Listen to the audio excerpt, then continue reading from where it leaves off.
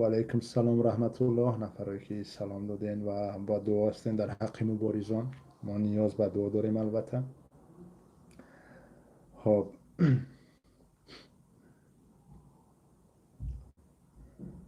صورت نیست، صدا هست، ساز شد. خب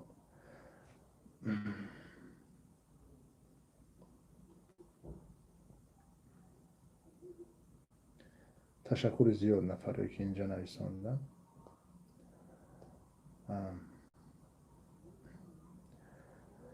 خب تصمیم گرفتم امروز یک صحبتی داشته باشیم با شما هموطنا. البته صحبت ما همه وقت میدونین اطراف اون موضوع مسائل صحبت میکنیم که ربط دارن به کشور ما و مردم ما، چی در داخل باشن چی در بیرون. و اینجا اولا میخوام که صحبت شروع کنم از یک قصه لی کوان یو. اگر که بدونید سروزیر سینگاپور بود. یک نفر در یادداشتاش می نویسه که وقتی که میگه به کشور چین سفر کردم باید که با مائو زedong یک واخری میگذراندم و مائو زedong که میدونید دیگر پیشوا و پدری مردم چین بود. البته خدمت‌های بزرگ هم کرده است، اما یک نفر وقتی طولانی میمونه در یک جا دیگر به اشتباه راه میده. پایان کارش اشتباه است. نفرایی که طولانی میمونن اکثریت وقت. خب مائو زedong هم راهبر چین وقتی میگه که با اون دیگر واخری را معین کردن وقت ساعت شه و او هم در یک حالتی بود که البته که راهبر بود اما کم دیده میشید. میگه وقتی که ما را بردن نزدش من عموما یک شخص دیگر را دیدم، نه اون نفری را که در گازت ها و مجله ها میبینم، نه اون نفری را که عکسش خیلی بزرگ است میبینم، نه اون نفر. گفت من رفتم یک نفر بیمار، یک نفر فرسوده، یک نفری که من هنگامی که صحبت میکردم نزدش یک خانم دیگر بود. هر چه که من میگفتم صحبت مرا در گوش اون تکرار میکرد و هر چه که او حرف میزد من نمیشنویدم. اون خانم گوش در لبای اون میموند، یعنی که سخن اون میگرفت باز به من میداد. یعنی تا این اندازه ضعیف بود. گفت خب ما بالاخره با پایان رسوندیم صحبت مونه هر چه که بود و گفتن که باید یک رسم میگیریم یک جایی. وقتی که یک رسم گرفتیم دیگر خب دیگر دیدم که در کدام حالت هست، در خیلی حالتی بد قرار داشت. دیگر پیر فرسوده شده بود. میگه وقتی فردا میگه رسانوی کردن این صحبت ما را و این رسم ها را میگه من باز یک نفر جوان دیدم، باز یک نفر جوان، باز یک نفر سالم بردم، یعنی که خب به همون دیگر به قبل امروزه به فتوشاپ و به دیگر چیزها. و چیز دیگری یعنی میگه که وقتی که میگم ما سینگاپور را تازه میساختیم، میدونید که سینگاپور تعداد اهالی زیادش عبارت از خیتایی ها هست. خب دیگر وقت ما در تاریخ اون صرف نمیکنیم. زیاد نفرش خیتایی ها هستن. و وقتی اینقدر تعریف مائو زedong میکردن زیاد نفرها بودن در سینگاپور که میل داشتن بروند به طرف چین و ما همه وقت کوشش میکردیم که سر راه اینا را بگیریم، چون ما میخواستیم که اهالی ما بیشتر بشه و نه کمتر. میگم ما خیلی کوشش میکردیم. میگه وقتی که من آمدم چین در این حالت دیدم و رفتم یک قرار برآوردم که نباید سر راه جوانان را بگیریم، اون نفرایی که در عشق اون نفر داده شدن، یعنی جوانایی که در عشق مائو زedong داده شدن، اونقدر تبلیغ میرفت، اونقدر خب دیگر رسم ها و نوار ها و سخن ها و شیار ها چیزای دیگر میزد. گفتم نه، گفتم برای چی؟ گفتم باید این جوان ها بروند با چشم خودشون ببینن که در کدام حالت مردم اینجا قرار دارن، مردم چین. خب یعنی که اینجا اساس نظر لی کوان در اون بود که مردم آزاد نبود. خب یعنی که همه یک رنگ بودن و مثل که در کشورهای دیکتاتوری هست یک روز فرمان میشوه همه باید سبز باشن، روز دیگر زرد باشن، روز دیگر سیاه باشن، همین گونه. خب گفت ما دیگر جوانو را سری راش نگفتیم، گفتیم شما سفر کنید چقدر که میخواین به طرف چین اجازت است. میگه وقتی که جوان ها رفتن اونجا سفر کردن با چشم خودشون دیدن، نه اون چیزی که در مجله ها می نویسن، در رسانه ها در تلویزیون میخوانن، اون چیزی که با چشم خود دیدن. کم نفر پیدا شد که اونجا بمونه. یعنی که بخواد که در اون چین بمونه، کم نفر پیدا شد. منظورم چی است از این نقل، از این یادداشت‌های اون شخص؟ منظورم این است که ما و شما هم امروز در همین حالت هستیم، یعنی که یک نفر ما را زیاد تعریف توصیف میکنن، خیلی رکلام میکنن، در همه جا میبینیم که رسم ها، نوارها، شیارها خیلی زیاد هستن، اما ما هیچ رو به ترقیات نداریم، برعکس روز به روز، ساعت به ساعت، خب همه وقت یعنی حالی ما بدتر میشود. امروز نفری که ما را راهبری میکنه اون هم یک نفری هست، ما در گذشته هم گفته بودیم که سین سالش نه اونقدر زیاد رفته است، اما از اونی که زندگی سالم نداره، می زده هست، اونم دیگر تمام کرده است. نه اون نفری هست که در نوارها به ما نشان میدن، نه به اون اندازه هست. و حتی مثال بگم دیگر قدرت او هم نداره که به مثل پیشتر در همه جا شرکت کرده بتونه، نداره، این قدرت هم نداره. چندین بارها دیده که برای ما و شما فریب کردن، یک رسم هایی را گذاشتن، پیشتر هم این چیز بود، برادرای مبارز پیدا کردن، پیشنهاد کردن، و حتی در 2 روز قبل هم بازم در رسانه‌های اخبار بود، بله در اونجا بود که باز تصدیق کردن که یعنی که رسم ها گرفته میشه و حتی جلسه های گذرانده میشه بدون اون نفر، یعنی فقط در گوش ما و شما میخونن که راهبرش یک راهبر با قوت هست، سالم هست، خب قوت توانایی اداره کردن نداره. اما نه، ما و شما میدونیم که نفری میزده هست و سلامتیش اونقدر خوبم نیست. در مسئله اونی که جوان ها، اگر که در یادداشت‌ها یادتون باشه الان ذکر کردیم، جوان ها را گفت که ما گذاشتیم تا که خودشون بروند و چشم خودشون ببینن. ما واقعا چنین هم باید با صحبت ها میگذرونیم، با بعضا هنگامی که به سفر به کشور روسیه داشتیم، جایی که زیاد نفرهای ما هموطنا هستن، اگر در یکون جمعیت میشتیم صحبت میکردیم، نفرهایی که بدن که واقعا در مهاجرت اونها خیلی دل مانده افکار شده بودن و تعریف میشنویدن که وطن روز تا روز داره یعنی آباد شده است. آبادی را در چی میبینن؟ آبادی را در یک دو بینایی که ساختن. حالا که آبادی این است، این هم موضوع دیگر است. و ما همه وقت برای هموطنا گفتیم که شما باید سفر کنین، برین با چشم خودتون ببینین، برای این نه که یک 3 روز 4 روز 5 روز بمونین باز برگردین، یه مدت باید در وطن باشین تا اون آبادی که میگن اون آبادی را پیدا کردن میتونین یا نه. و زیاد نفرها بودن که بعد از سفر برگشت از وطن واقعا دیدگاه اونا دیگر شد، زیاد بود. و آخران چیزی که ما در بین گذاشتیم عیناً همین بود، انتخابات پارلمانی. اگر یادتون باشه ما طرفداری کردیم و از مردم درخواست کردیم که شرکت کنند در اون انتخابات، چون این هم بود که همه وقت رژیم امروزه میگفت که انتخابات ها همه یعنی که شفاف میگذرن، ما باشیم همه وقت میگفتیم که نه، تقلب کاری است. ما مردم را روان کردیم، از مردم درخواست کردیم که با اونجا بروند و ببینن که چگونه تقلب کاری است. مردم رفت، با چشم خود دید، نوارها هم زیاد شد، هموطنان نوار گرفتن، ژورنالیست ها نوار گرفتن، دستشون در نکنه و برای ما و شما پیشنهاد کردن که چقدر یعنی که تقلب کاری در اونجاها میشود در چنین برنامه ها. خب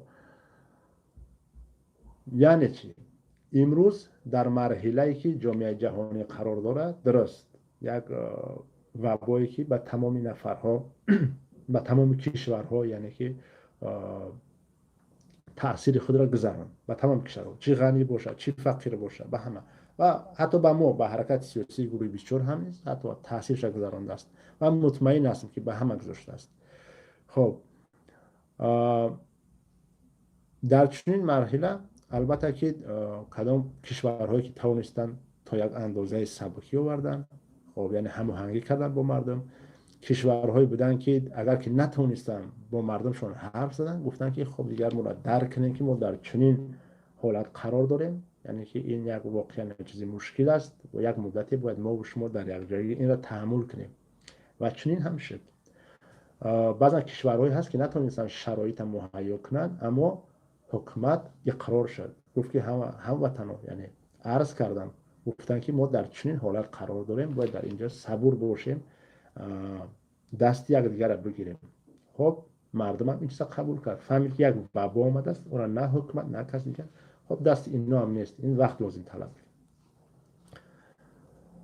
در بعضی کشورهای دیگر هم دیدین که رئیسای جمهور در قرنی که ما و شما قرار داریم مهم نیست که حتما سفر کنند به اون کشور بروند تا که از احوال هموطناشون خبر باشن. یعنی یه نفری مسئولی کلان، اونها میتونن که برآمدها داشته باشن، فکر خودشون به مردم برسونن، یا که اون گفته های مردم، درد دل مردم که میشنون، اگر امروز کدام راهبر بگن که نه نمیشنم خبر ندارم، دروغ است. میدونن مردم چی میگن، مردم در کدام حالت قرار دارن و میتونن که در چنین برنامه‌های مباشر یعنی که با مردم حرف بزنن.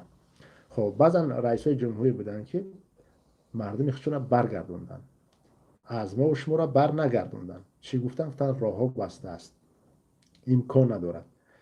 باشد در اینجا مردم تحمل کرد، برای مردم کمک نکردن، در اینجا مردم تحمل کرد. حالا که کشورها گفتن که کشورها یعنی که هیچ وقت رد نمیکنن، اگر که میخوای هموطنات برای مرحمت بیا سپیس ریس میشود، چقدر میخوای برگردون برو، یعنی زیر نظارت. ما و شما شاهد یک چیز دیگر شدیم که رحمانوف سفر نوبتی داشت. میخوام به این نقطه بر بگردم که یعنی در یک حالتی بود که با مردم صحبت خوب نمیتونست بگه، چون راهو بسته بود. در چیزی که میگن خب وقت نداره، وقتش نمیرسه که مشینه چنین حرف بزنن. در وقتی 28 سال یعنی با مردم در پخش مستقیم حرف نمیزنن. ما اگر 18 سالش مینوس کنیم یا 10 سال آخرش، یک سالی که تکنولوژی خیلی ترقی یافت و راهبرا میتونن که با مردم چنین صحبت داشته باشن. حتی اینا استفاده نبود. سفرهاش در سالهای آخر ما میدونیم که سفرهاش خیلی یعنی که محدود شدن. سببش در چی است؟ سالهای پیش حتی 3 ماه 4 ماه تا 6 ماه پیش میگفتن که پیشوا دیگر اساسگذار فلان فلان فلان اسماعیل ثانی در ماه مرد فلان کشورها می رود، اپریل فلان کشورها، مای ایون ایول آگوست و خیره، چنین یعنی که پیر میکردن. اما عین حال باشد خبر نمی شود، عین حال چیزی حرف نمی زند. سببش به همه ما و شما معلوم است. سببش این مبارزه هست، چون که پیگیری میکنن سفرهای رحمانوف و تعقیب میکنن و حرف دل مردم هم میرسونن. و سبب اساسیش هم دیگر هست. اون چیزی که مثال ما نمیتونم که از تنه همه حرف بزنم که کی به کدام سبب رحمانوف تعقیب میکنه. شما بیشتر آشنا هستین که حرکت سیاسی گروه 24 برنامه استقبال گرم داره. خب ما به این برمیگردیم. برای رحمانوف یک وقت مناسب شد دعوتش کردن به کشور روسیه. و کشور روسیه در جشن خب 75 سالگرد می شود غلبه علیه فاشیسم. در اونجا دعوت کردن. 3 روزه سفر کرده بود. یک وقتی خیلی مناسب، خیلی خوب بود که میتونست که همراهی مهاجران چیکار کنه، همراه مهاجران یک صحبتی داشته باشد. من فکر نکنم که مهاجران مردم ما اینقدر مردم حق طلب باشن. مردم ما مردم حق طلب نیست. متاسفانه مردم ما روز تا روز احوالش بدتر می شود، ناموس دارن از دست میتن متاسفانه. و رحمانوف هم این چیزا خوب میدونه. مطمئنم، من 100% مطمئنم که اگر که مهاجران وقتی که دعوت کردن رحمانوف برای یک بخاری، اگر که می اومد با مردم صحبت میکنه، من مطمئن هستم که هیچ نفری از اونجا صدا بلند نمیکرد. منظورم چی است؟ یعنی که از همون رمکه، از همون خط قرمزی که رحمانوف بالای مردم کشیده است، بالای حزب خود دیگر نفرای روشن فکر تاریک فکر کشیده است، از همون خط کسی بیرون نمیرفت. یعنی که سوال ها در اونجا آماده میشدن، یعنی سوال زیادی یعنی که از اون خط بیرون نمیشد. و همه باز تا شاید تا آخر همین وبا باز دستاشون شاید چند روز دیگر هم نمیشدن که با رحمانوف سلام کردن. من چون شخصا را دیدم. خب در بعضی کشورها بود که رحمانوف اومد به اونا واخری کردن، دیگر نمیدونم یک چند روز 34 دندان خودتون نمایش میدادن که ما با رحمانوف سلام کردیم بودن چه نفرها.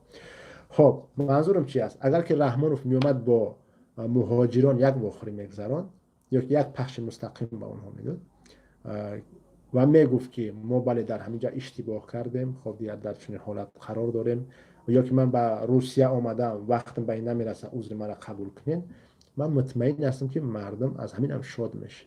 باز میگم مردم ما مردمی حق طلب نیست، به همین شاد میشید، به همین در رقص میدر آمدن. چگونه که امروز ما در رسانه ها میبینیم اگر که یک تاجیکستانی را تعریف کنن و خیلی فخر میکنیم، دیگر خرسند میشه فلانی ما را تعریف کرد.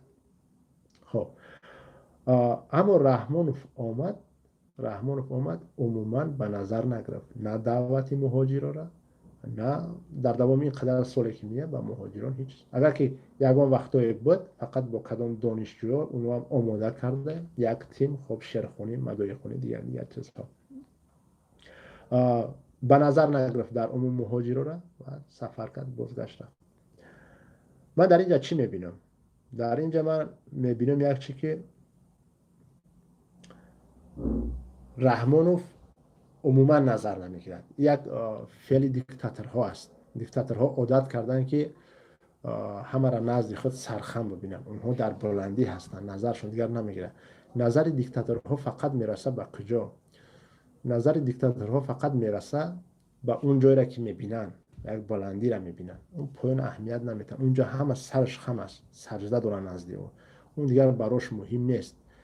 اینا را علاقه خون اینا را مکید، دیگر از اینها هیچ. به مثل که یک مار مثال یک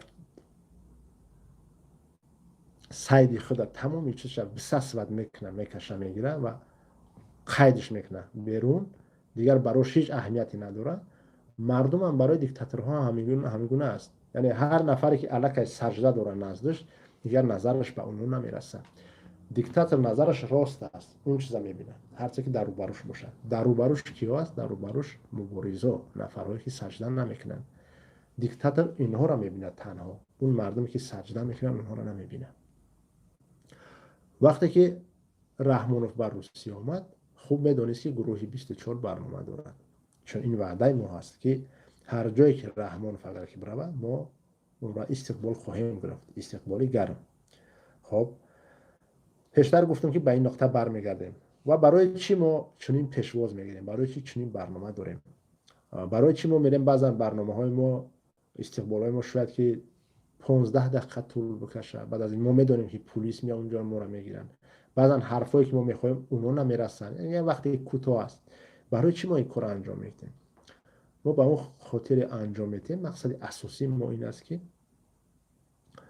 یک تا که چگونه که مردم تحقیر کرده است و مردم مسخره دیگر ملت ها کرده است در جامعه جهانی، ما میخوایم که همین را در خودش همین را ببینه، لذتش ببینه که چگونه هست. وقتی که در رو پرود چون سخت حرف میزنن، تحقیرات میکنن، تا که بفهمه که چگونه هست همین چیز. خب یکی از مقصد اساسی برنامه های ما همین است، تا که شهد میره بچشه. و دومش این است که بستن راه های رحمانوف. بله ما وقتی که اینا شروع کردیم در بین گذاشتیم، حتی با چنین سوال که ما چگونه میتونیم راهی را ببندیم، دیکتاتورها خوش ندارن چون این استقباله و خودداری میکنن از سفر. امروز شما ببینید رحمانوف حالا اگر خودداری میکنه سفرها، رحمانوف اون 4 سال 5 سال پیش نیست که هر ماه با سیر سیاسی بروه. نه، امروز دیگر موند است، در همون خونش میشینه، هر چیزی که هست مادرها و خواهرای ما و شما را میبرن، وقت خوششون در اونجا میگذرونن، در زیر پشت گل میچوشن، رقص میکنن، بازی میکنن و دیگر و غیره و کذا. برای مردم چی گفتنی هستن؟ ما هم یک حرکت سیاسی البته که چون این برنامه داریم و همه وقت این را ادامه خواهیم داد انشاءالله. هر جایی که رحمانوف برای و در سفرش به روسیه این بار یکم نیست، یعنی که سوم بار است که ما چون این برنامه را فقط در روسیه انجام میدیم.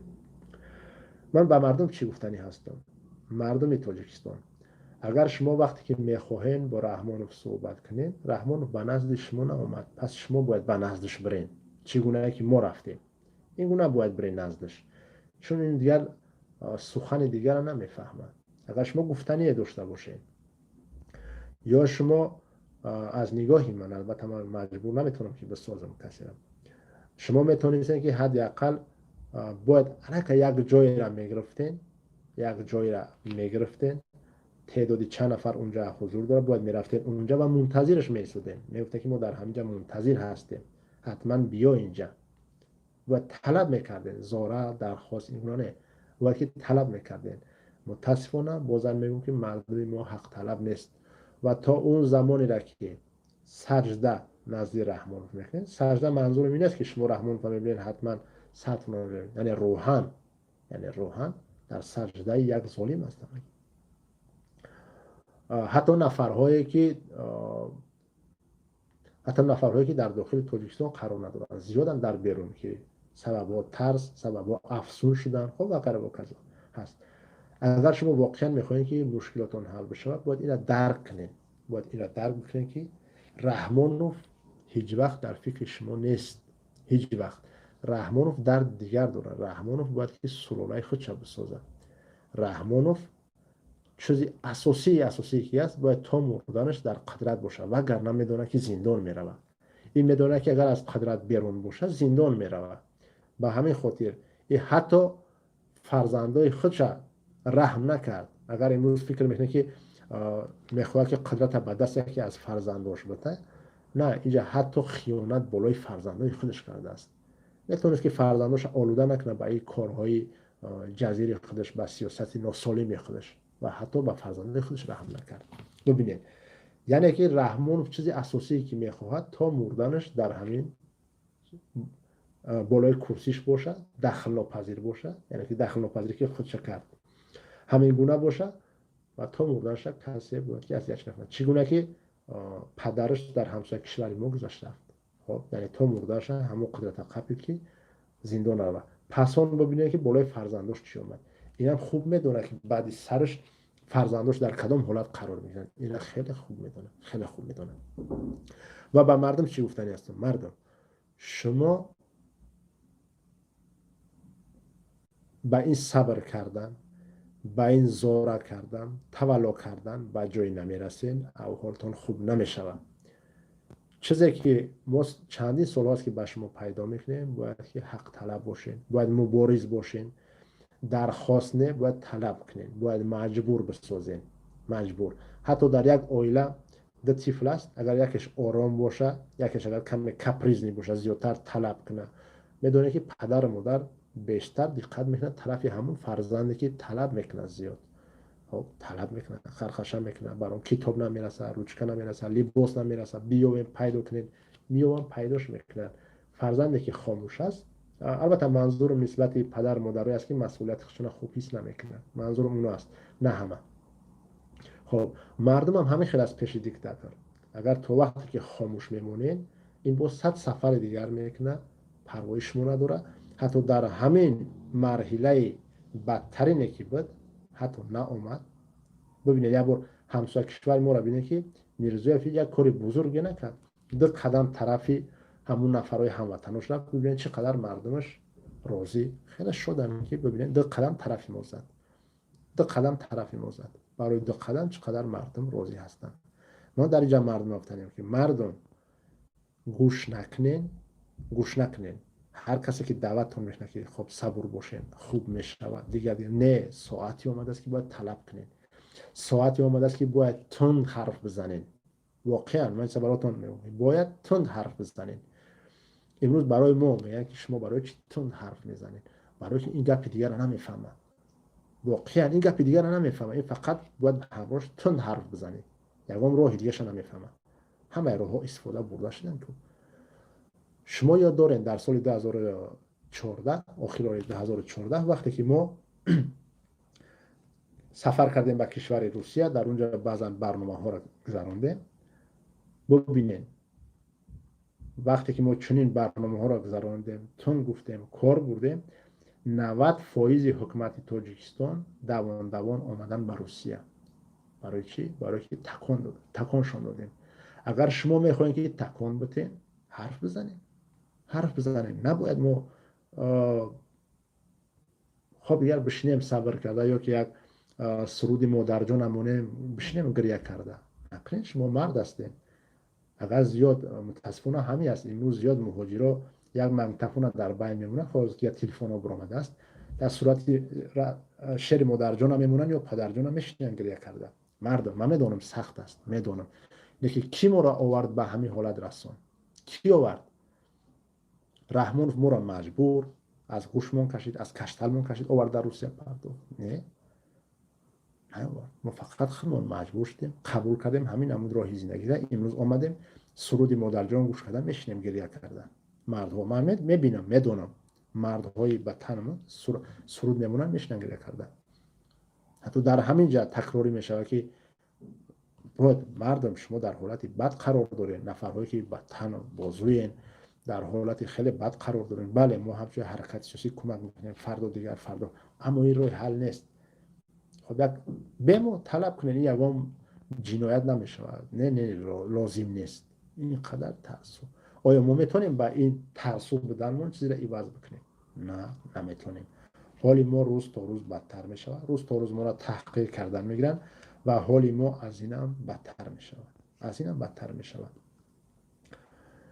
برنامه‌ای که ما در این چون سوال‌ها زیاد آمد، برنامه‌ای که ما در روسیه گذراندیم، البته که رحمونов خوب به خبر بود از این چیز، خیلی خوب به خبر بود، چون میدونه فرق نداره کدام کشور، هر جایی که رفت در اونجا اگر تیم ما باشه ما پیشواز میگیریم. ببینید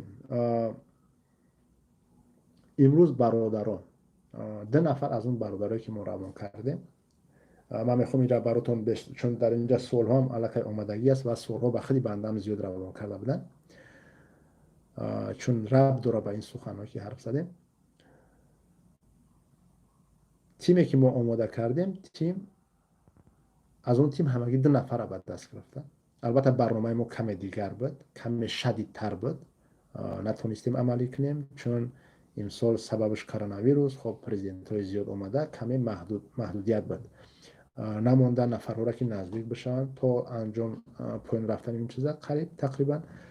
و بعدن که شروع شد، خب هر کس دیگر وظیفه خود شد. ما تقریبا 10 نفر در اونجا روان کرده بودیم برای برنامه. نفرها هر نفر یعنی که وظیفه خود شد، تقسیم کردن ورقها، داشتن پلاکت، رسم گرفتن، نوار گرفتن، باز نفرها دیگر از اطراف مشاهده کردن. خب چگونه که رحمونov هم امروز نفرهاش الکی روان کرده بود در میدان سرخ برای گروهی 24. خب از همه این میگه که برای چی 2 نفر دستگیر شد. ما یکم قانونی را ویران نکردیم، هیچ قانونی را ویران نکردیم، اما آماده بودیم فقط برای چی 2 نفر زندان کردن. امروز در بازداشت قرار دارن با مهلت 15 روز. بچه خب ایبنامه ها همه چیز در پیش ما هست. در اونجا آمده است که اینها گویا هنگامی وقتی که پلیس دستگیرشون میکنه یک مناسبتی گویا که